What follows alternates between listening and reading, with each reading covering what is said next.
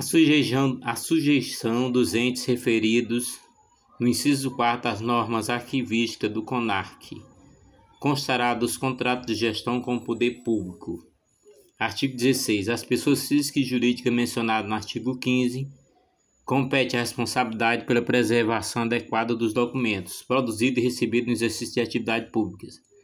Artigo 17. Os documentos públicos de valor permanente que integram o acervo arquivista das empresas em processo de desestatização parcial ou total serão recolhidos a instituições arquivísticas públicas, na sua esfera de competência. Parágrafo 1º. O recolhimento de que trata este artigo constituirá cláusula específica de edital nos processos de desestatização. Segundo parágrafo. Para efeito disposto neste artigo, as empresas, antes de concluído o processo de desestatização, providenciarão em conformidade com as normas arquivísticas emanadas do CONARC a identificação, classificação e avaliação do acervo arquivístico. Terceiro, os documentos de valor permanente poderão ficar sob a guarda das empresas mencionadas no parágrafo 2º, enquanto necessário ao desempenho de suas atividades, conforme disposto em instruções pedidas pelo CONARC. Parágrafo 4º. Os documentos de que trata o caput são inalienáveis e não sujeitos a uso capião, nos termos do artigo 10 da Lei 8.159, de 1991. Parágrafo 5º. A utilização e recolhimento dos documentos públicos de valor permanente que integram o acervo arquivístico das empresas públicas e da sociedade de economia mista, já desestatizadas, obedecerão às instruções do CONARC sobre a matéria. Capítulo 4 da Gestão de Documentos da Administração Pública Federal. Seção 1. Das Comissões Permanentes de Avaliação de Documentos, artigo 18, revogado pelo Decreto 10.148 de 2019, seção 2. Da entrada de documentos arquivísticos públicos no Arquivo Nacional. Artigo 19. Os documentos arquivísticos públicos de âmbito federal, ao serem transferidos ou recolhidos ao Arquivo Nacional, deverão estar avaliados, organizados, higienizados e condicionados, bem como acompanhados de instrumento descritivo que permite sua identificação e controle. Parágrafo único. As atividades técnicas referidas no caput que precedem a transferência ou recolhimento de documentos serão implementadas e custeadas pelos órgãos e entidades geradoras dos arquivos. Artigo 20. Após a nomeação dos inventariantes, liquidantes ou administradores de acervo para órgãos e entidades distintos, o Ministério da Economia solicitará ao Ministro de Estado da Justiça e Segurança Pública assistência técnica do Arquivo Nacional para a orientação necessária à preservação e à destinação do patrimônio documental acumulado nos termos dispostos do parágrafo 2º do artigo 7º da Lei 8.159 de 1991. Redação dada pelo Decreto 10.148 de 2019, artigo 21. O Ministro de Estado de Justiça e Segurança Pública, mediante proposta do Arquivo Nacional, editará instrução a respeito dos procedimentos a serem observados pelos órgãos e pela entidade da Administração Pública Federal para execução das medidas constantes nessa seção. Redação dada pelo Decreto 10.148 de 2019. Capítulo 5 da Declaração de Interesse Público e Social e de Arquivos Privados. Artigo 22. Os arquivos privados de pessoas físicas ou jurídicas que contenham documentos relevantes para a história, a cultura e o desenvolvimento nacional podem ser declarados de interesse público e social por ato do Ministro de Estado de Justiça e Segurança Pública.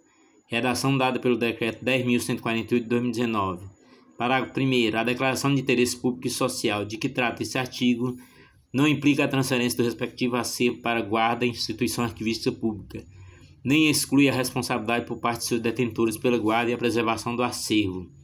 Parágrafo 2º. São automaticamente considerados documentos privados de interesse público e social os arquivos e documentos privados tombados pelo poder público. 2. Os arquivos presidenciais, de acordo com o artigo 30, artigo 3º da Lei 8.394, de 30 de dezembro de 1991. Os registros civis de arquivo de entidade religiosa produzidos anteriormente à vigência da Lei nº 3.071, de 1º de janeiro de 1916, de acordo com o artigo 16 da Lei 8.159 de 1991, artigo 23. A Comissão de Avaliação de Acervo Privado, por iniciativa própria ou mediante provocação, encaminhará a solicitação relativa à declaração de interesse público.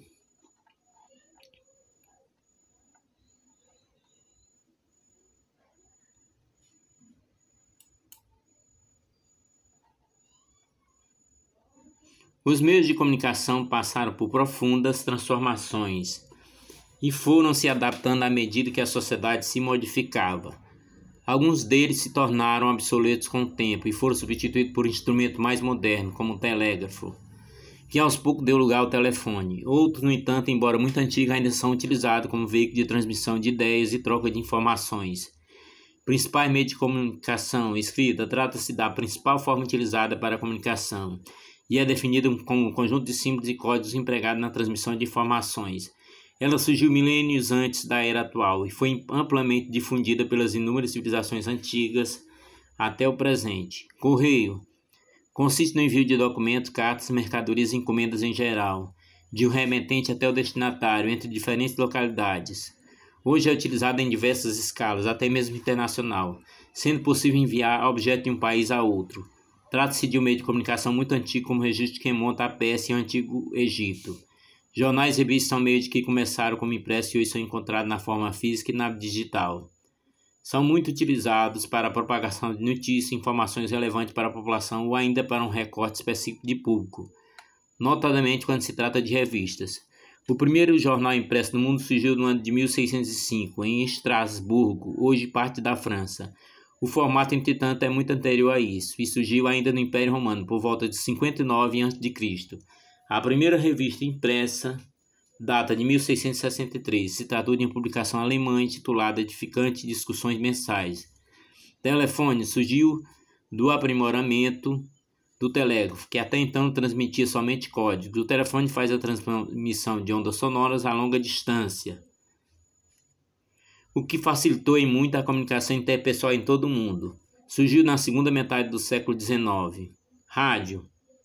Trata-se de um meio de comunicação de massa que propaga informações pelo som.